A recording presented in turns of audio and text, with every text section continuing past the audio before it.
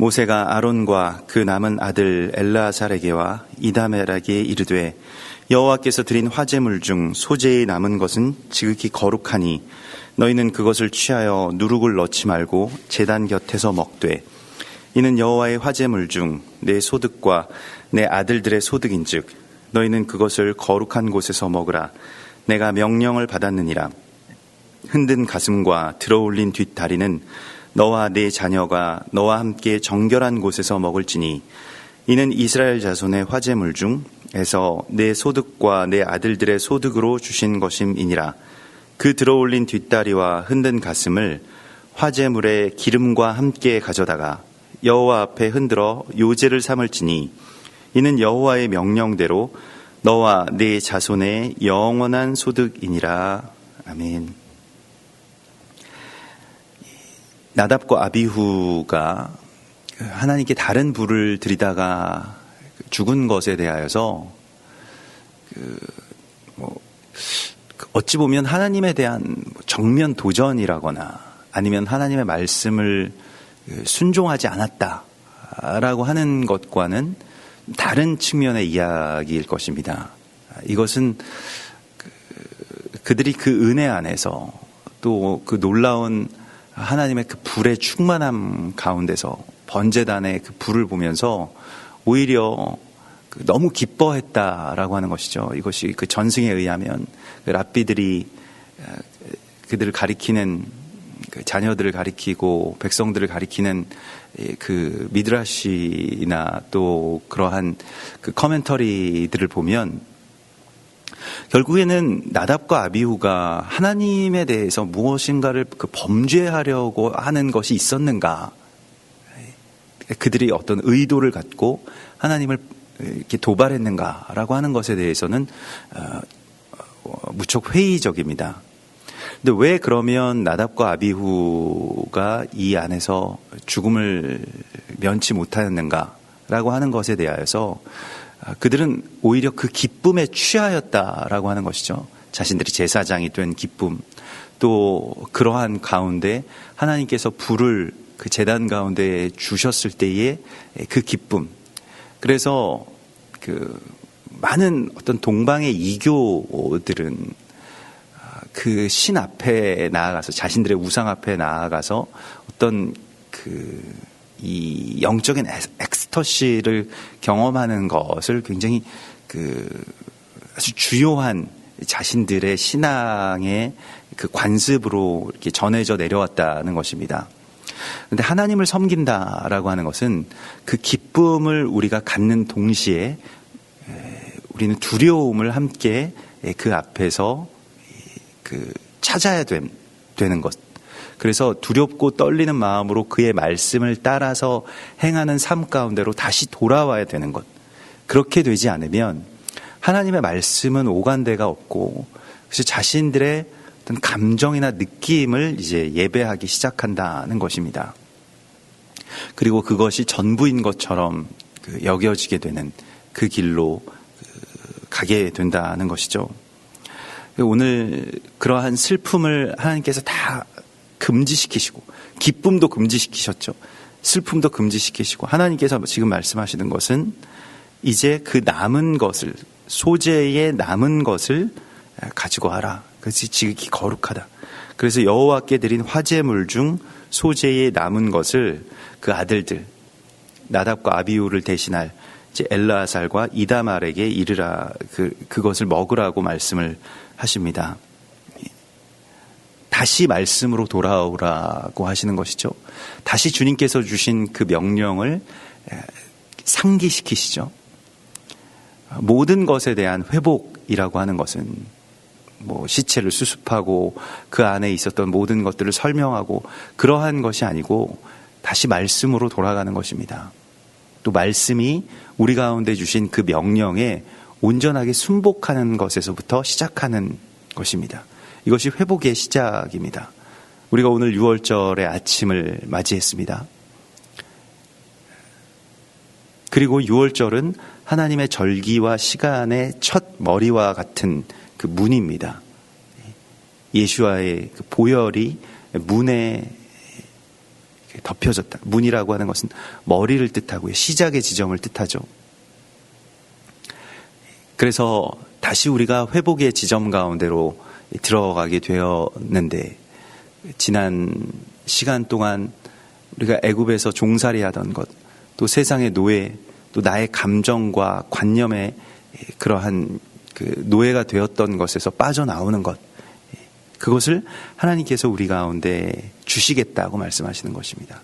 그 놀라운 날인 것입니다. 그리고 참 은혜의 날인 것입니다. 물론 이스라엘 백성들에게는 애굽에서 살았던 그 삶이 그 노예의 어떤 극심한 고통이기도 하였지만, 또 그것이 오랫동안 그들이 가졌던 어떤 관념이고 관습이기도 했기 때문에 그것에서 빠져나오는 것이 결코 쉽지는 않았습니다만은, 그러나 하나님께서 그 모든 일들을 하나님의 뜻, 또 하나님의 말씀으로 이렇게 인도해 주셨죠. 마찬가지로 이제 이 아수라장이 되어버린, 그래서 그저 옷만 남겨두고 다 타버린 그 나답과 아비후를 끌어내어 간 이후에 이 남은 제사장들의 모습은 자신들의 어떤 감정이나 슬픔을 다룰 수 있는 그러한 시간이 허락되지 않았습니다. 다만 다시 하나님의 말씀 가운데로 돌이킬 명령이 그들 가운데 주어졌습니다. 오늘 우리에게도 어찌 보면 감정적으로는 너무나도 황망한 그러한 시대 가운데 우리가 살고 있죠. 그런 시간 속에 우리가 살아가고 있습니다. 어찌되었든 싫어했든 아니면 존경했든 지지했든 부정했든 간에 대통령의 탄핵을 맞이했고, 또 그 과정 속에서 우리의 어떤 감정으로 그 모습들을 보게 되면 그것에 대한 어떤 극심한 슬픔이든 아니면 그것에 대한 어떤 처절한 저주이든 간에 그 감정 안에 빠지게 된다는 것입니다. 지금은 하나님께서 그것을 우리 가운데 허락하시지 않았고요. 우리에게 말씀하시는 것은 다시 나의 음성에 순종하라는 것이었습니다. 이 모든 회복의 열쇠는 하나님께 집중하는 데 있습니다. 나의 상태나 또 타인의 어떤 감정이나 이러한 것들이 어우러져서 서로 이야기하고 위로하고 하는 그 지점은 아닌 것이죠. 그래서 오늘 그 소재물에 남은 것을 지극히 거룩하니 너희는 그것을 취하여 누룩을 넣지 말고 제단 곁에서 먹으라라고 이렇게 말씀을 하십니다. 소재물에 남은 것이라고 하는 것은 무엇일까요? 하나님께 다 드리고 또 제단가에서 태워지고 그 남은 것을 말합니다. 마치 이 모습이요, 그 소재물의 그 바구니에 있었던 것이 제단에 드려지는 제물이 있고, 또 그 바구니에 남아있는 것이 있는데, 남아있는 것을 지금 그 엘르아살과 이다말이 이것을 먹습니다. 이 모습을 보면서, 이 덩어리들을 보면서 어떤 느낌이 들었을까요? 마치 자신들의 모습을 상징하고 있는 것 같다라고 하는 것을 이 눈으로, 그들이 어떤 형상으로 그 상징화된 그 소재물들의 떡덩이로 보게 되었을 것입니다. 제단에는 완전히 다 연소되어 버린, 그래서 그냥 그 잿가루가 되어버린 소재물들이 있었겠죠. 그리고 그 제단, 번제단 위에서 태워지지 않은 그 남은 소재물들이 있었을 것입니다. 이 두 소재물에 어떤 차이가 있을까요? 심판을 받은 사람들과 심판을 받지 않는 사람들에게 있어서 죄의 경중의 차이가 있을 수 있겠습니까? 예수께서는 실로암의 망대가 무너져서 사람들이 죽었을 때에 너희도 이와 같이 심판을 받을까 두려워하라 라고 이렇게 말씀을 하셨습니다. 나답과 아비후는 불에 탔고 또 엘르아살과 이다말은 불에 타지 않았습니다. 그것은 어떤 다른 성정이나 다른 마음을 가졌기 때문이 아니고, 하나님께서 이 남은 자들을 통해서 역사하시겠다라고 하는, 또한 하나님께서 그 남은 자들에게 주시는 메시지라고 하는 것을 우리가 들어야 됩니다. 나의 마음대로 이것을 해석할 수도 없고요. 또 나의 뜻대로 이 모든 상황을 헤쳐나갈 수도 없는 이 시간 속에서 우리에게 주어진 것은 다시 하나님에 대한 경외로 나아가는 것, 그것을 말씀을 하시고 있습니다. 또한 이것이 이제 남은 것이 지극히 거룩하게 되었다라고 말씀을 하시죠. 우리의 모든 역사 가운데서 제단 가운데 드려져서 태워지는 존재들이 있고, 또한 그것에서 남은 자의 사명을 받은 분들이 있습니다. 어쩌면 이 둘의 사명은 동일하다라고도 할 수 있겠습니다. 결과가 많이 다르지만, 그러나 궁극적인 하나님의 시간 가운데서는 이 둘은 다 어쩌면 동일하게 다시 회복될 것을 주님이 우리에게 암시하시고 있는 것이죠. 그래서 남은 것이 지극히 거룩하게 되기 위해서 태워진 존재들, 그게 바로 나답과 아비후의 이야기입니다. 아론의 그 첫 두 아들들이죠. 어쩌면 이 모습은 유다와 이스라엘을 그렇게 상징하는 것일 수도 있겠습니다. 태워진 존재들, 또 그들이 번제단이라고 불리웠던 그 홀로코스트에서 사망한 많은 유대인들, 그 뒤에 우리가 남은 자들이 되었습니다. 또한 남은 유대인들이 주님 앞으로 그 고토로 돌아오게 되었습니다. 이 모든 일들의 어떤 구조에서 때로 어떤 자들에게 깨달음과 또 구원과 또 회복을 주시기 위해서 어떤 자들이 심판의 불 가운데로 떨어지게 되는 그러한 역사를 우리가 되풀이하면서 보게 되었습니다. 이것에 대해서 우리가 어떻게 생각하고 또 왜 이럴까, 하나님이 왜 이렇게 행하셨을까라고 하는 것에 대한 의문을 품을 어떤 자격이 우리 가운데는 없습니다. 왜냐하면 하나님은 그 너머를 보시기 때문입니다. 부활의 이후의 생명들을 다시 보고 계시기 때문입니다. 그래서 우리가 우리의 어떤 섣부른 판단으로 지금 현재의 어떤 생각 가운데, 처지 가운데서 죽음이나 심판이라고 하는 것에 대해서 판결할 권세가 우리 가운데는 없습니다. 바울이 만일 그것에 대해서 판결했다면 하나님에 대한 반기를 들었을 것입니다.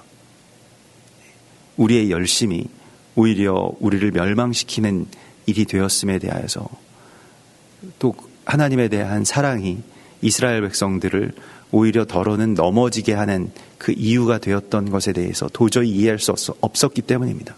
그러나 그는 그저 깊도다 하나님의 지혜와 지식에 부요하며 라고 그렇게 고백하면서 하나님의 지식과 지혜, 그리고 이스라엘을 멸망 가운데 또 소멸 가운데로 그렇게 이끄실 하나님을 바라보고 순종했던 것이죠.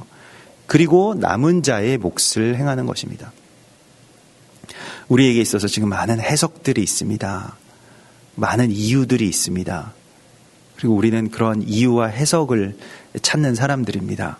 물론 그것을 완전히 부정할 수는 없겠습니다만은, 하나님이 우리 가운데 오늘 말씀하시는 것은 너희는 지극히 거룩하다라고 말씀하시는 것입니다.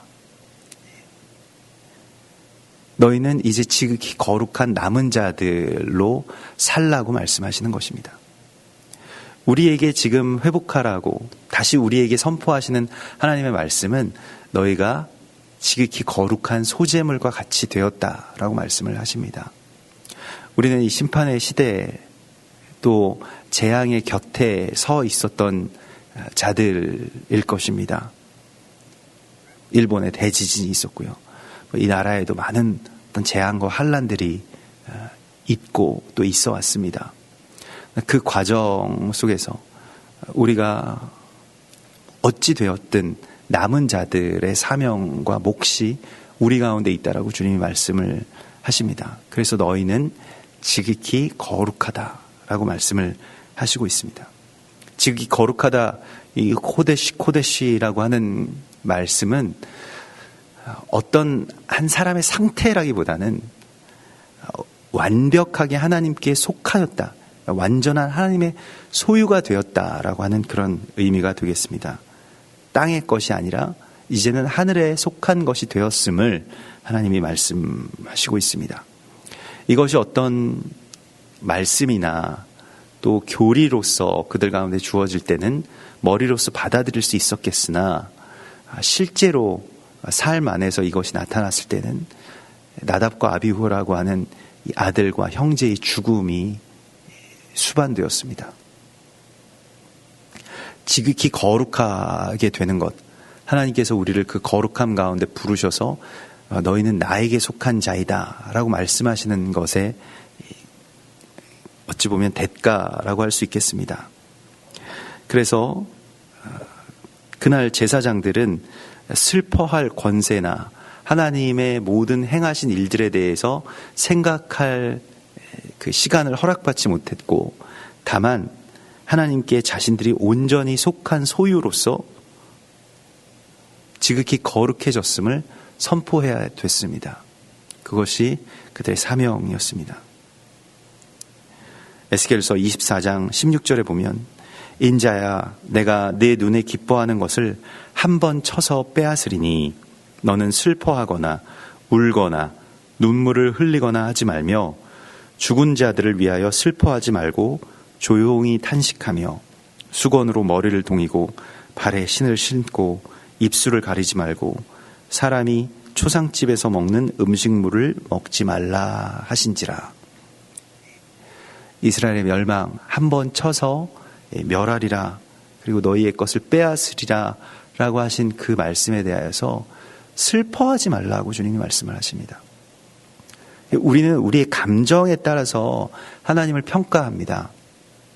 나의 상태와 감정에 따라서 하나님을 그렇게 하나님께 요구하지만은, 하나님께서는 우리에게 그 감정이 아니라 하나님의 섭리를 보라고 말씀을 하십니다. 그러면 그 안에 있는 슬픔들이 다 태워진다라고 말씀을 하시고 있습니다. 우리에게 있는 소망이 그 모든 슬픔들을 삼키는 것입니다. 하나님께서 주신 소망이죠. 하나님께서 주신 이 말씀을 다시 지키는 것, 그것이 우리에게 있어서 지금 필요한 일이라고, 또 그것이 우리에게 있어서 지금 필요한 하나님께서 주신 사명이라고 말씀을 하십니다. 그래서 이는 여호와의 화제물 중 내 소득과 내 아들들의 소득인즉, 이 소득이라고 하는 말이 호크라고 해서 이것은 소유의 개념이 아니고 이 사명의 개념이라고 하는 것을 우리가 나눈 적이 있죠. 정해진 몫이라고 하는 뜻입니다. 그러니까 내가 너에게 이것을 유업으로 주었다.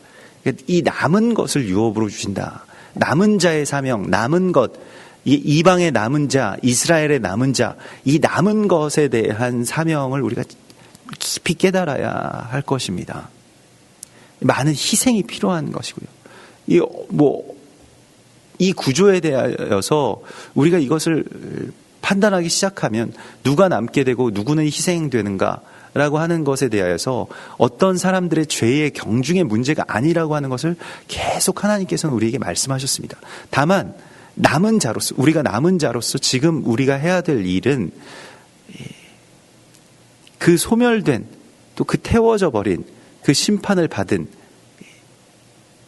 그렇게 흩어진 그러한 그 백성들을 보면서 연민하는 것이 아니라, 또 그러한 사람에 대한 그 어떤 우리의 감정이 아니라 남은 자의 몫이 무엇인지를 깨닫는 것이라고 주님이 말씀하시고 있습니다.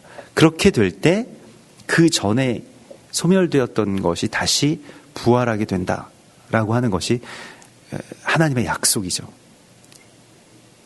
만일 그것이 없다면 우리의 삶은 계속해서 비참할 것입니다.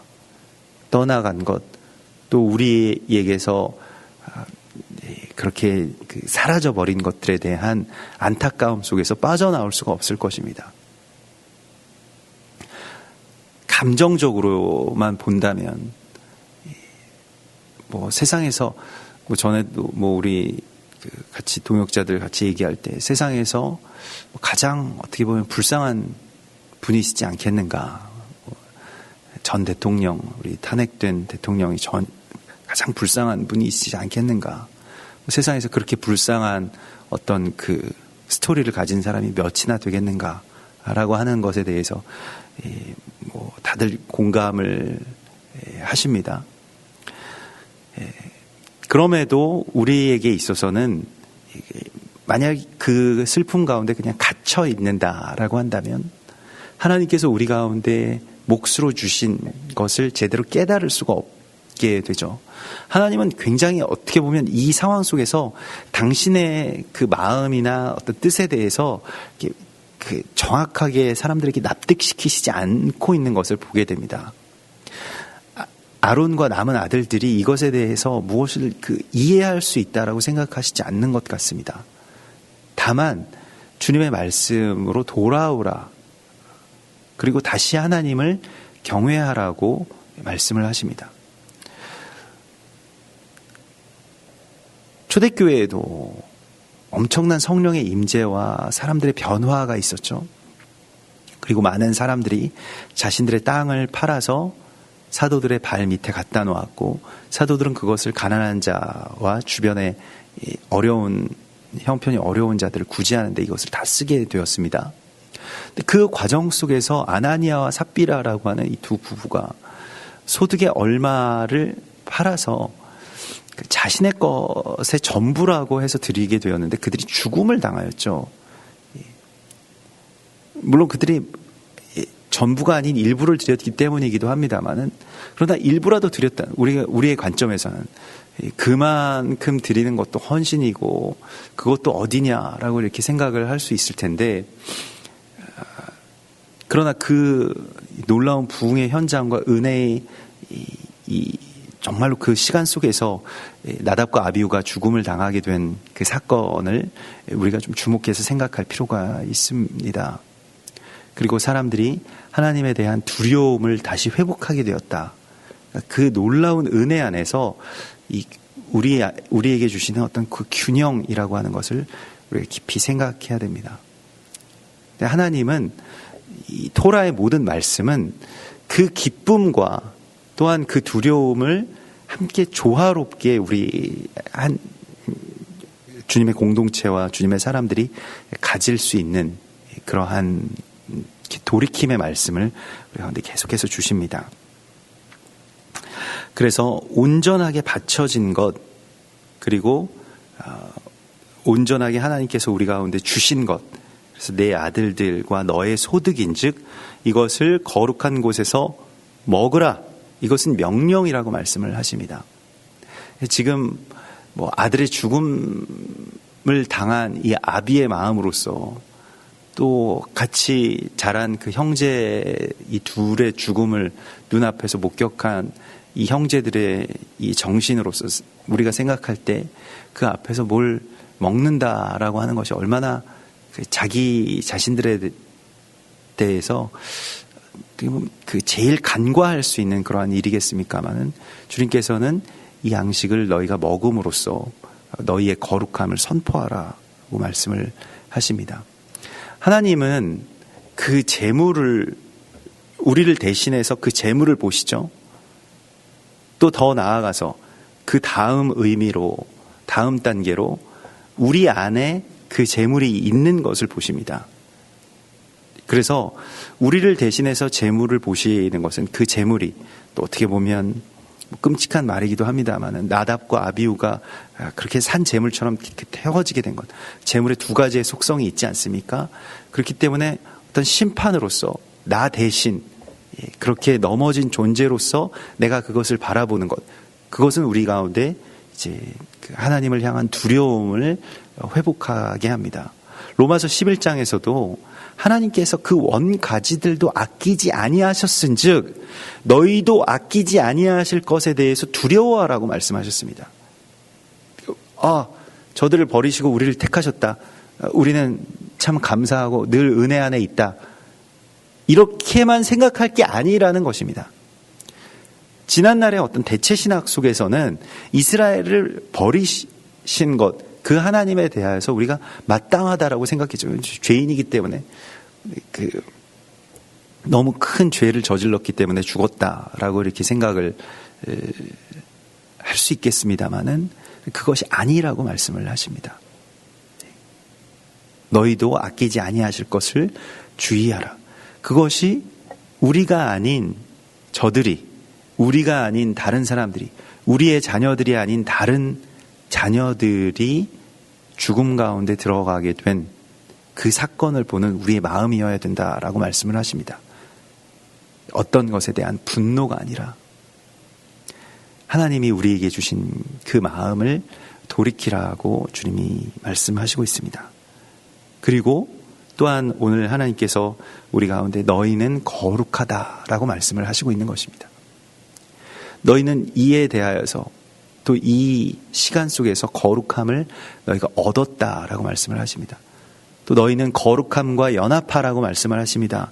그것을 먹는다라고 하는 것은 그 재물에 남은 것을 먹는다라고 하는 것은 남은 것은 지극히 거룩한 것이기 때문에 너희는 그러한 자들이 되라고 말씀하십니다.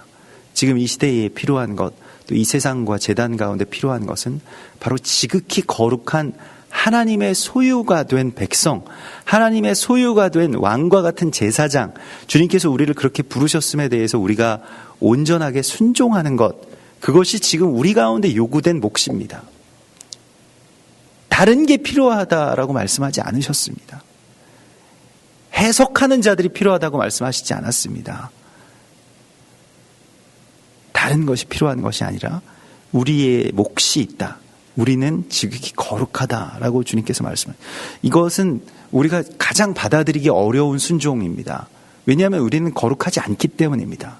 우리는 거룩한 존재들이 아니라고 하는 것을 스스로가 너무나도 잘 알고 있기 때문입니다.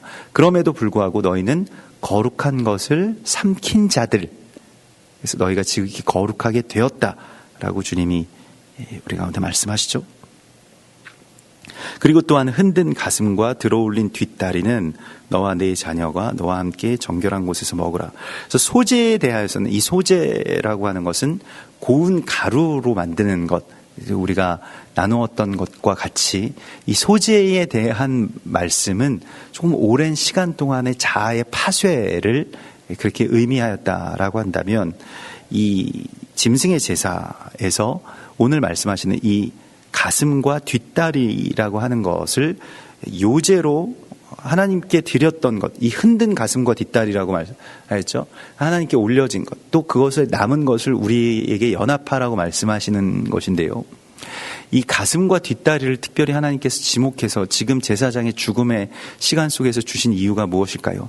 이 가슴이라고 하는 것은 이 하제라고 해서 바라보다 또는 갈망하다라고 하는 뜻입니다. 그리고 이 뒷다리라고 하는 것은 슈크라고 해서 무엇을 뒤쫓다 또는 뭔가 넘쳐나다라고 하는 그런 뜻입니다. 이게 어떤 공통점을 갖고 있다라고 보여지는데요. 뭔가를 갈망하고 뒤쫓고 내가 추구하는 것, 그건 뭐 나의 비전이라고도 할 수 있고요. 나의 소망이라고도 할 수 있고요. 이것이 이제 우리가 어제 6월절 만찬 가운데서도 6월절 만찬의 그 마지막 순서 15번째의 이 세데르는 무엇을 의미했습니까? 하나님께서 주시는 원함, 그것을 받는 것으로 6월절의 만찬이 끝났습니다. 이것이 바로 소망이죠. 하나님이 주시는 원함. 근데 그 하나님이 주시는 원함은 예루살렘의 회복을 소망하는 것이었습니다. 또한 하나님의 나라의 회복을 갈망하게 되는 것입니다. 전에는 내가 나의 눈으로 주시했던 것이 있고 나의 다리로 추구하던 것이 있었습니다. 이 가슴과 뒷다리라고 하는 것이 바로 그렇습니다. 내 가슴이 원하는 것, 내가 뒤쫓는 것, 그것을 하나님께 드리고 또 이제는 하나님이 나에게 주시는 하나님의 원함, 하나님의 마음의 열정, 하나님이 추구하고 하나님의 마음에서 그 넘쳐나는 그 갈망이 내 안에 주어지게 되는 것, 이것이 우리의 몫이라고 주님이 말씀을 하십니다. 이것을 주님께서 주시는 것입니다. 특별히 제사장의 위임의 예식 가운데서는 이 가슴과 뒷다리라고 하는 것은 모세에게 주어진 몫이었습니다. 그런데 이것을 지금 아론과 그의 아들들에게 주십니다. 이 모세에게 주어진 몫과 그 제사장들에게 주어진 몫이 조금 달랐는데요. 모세에게 주어진 몫이라고 하는 것이 아주 큰 실마리가 됩니다. 모세는 예수와의 그림자이기 때문에 이제 예수와께서 받으셨던 잔을, 또 예수와께서 가지셨던 비전을, 예수와께서 가지셨던 그 온전한 갈망을 우리 안에 채우게 되는 그 일, 그것이 바로 이 제단의 불 가운데서 우리가 드려야 할 마땅한 영적인 제사, 곧 우리를 산 제물로서 예수와와 같은 삶으로 이끌어 주시는 주님의 음성입니다. 오늘 우리는 주님께서 우리 가운데 주시는 새로운 몫을 보게 됩니다. 새로운 사명을 보게 됩니다. 우리가 지금 우리의 황망한 감정을 다룰 길이 없어서 어디에서 어떻게 마음을 품고 풀어야 될지를 알지 못해서 그저 우리의 입술로 누군가를 저주하거나 또 누군가를 지지하거나 그러한 이 시간 속에 우리가 휩쓸려 가지 아니하고 하나님이 주시는 소망, 하나님이 주시는 그 열망 가운데서 다시 우리의 다리를 튼튼하게 하고 다시 주님을 뒤쫓아가는 그러한 귀한 주의 산재물, 또 남은 자들이 되라고 주님이 말씀하시고 있는 것입니다. 같이 기도하겠습니다.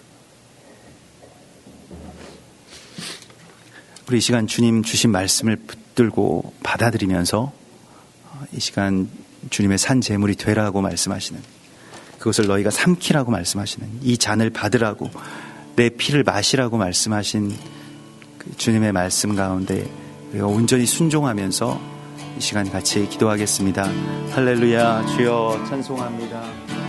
할렐루야. 주여 우리는 부족하여 주여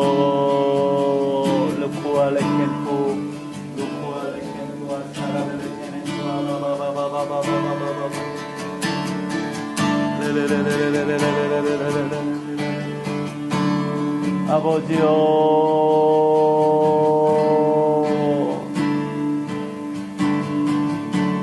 아버지여, 주여,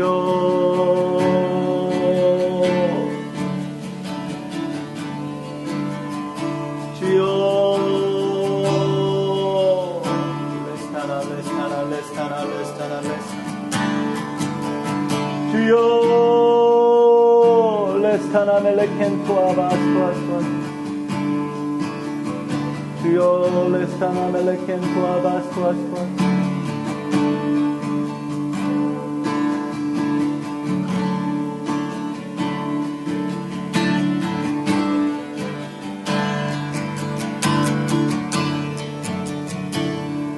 주여,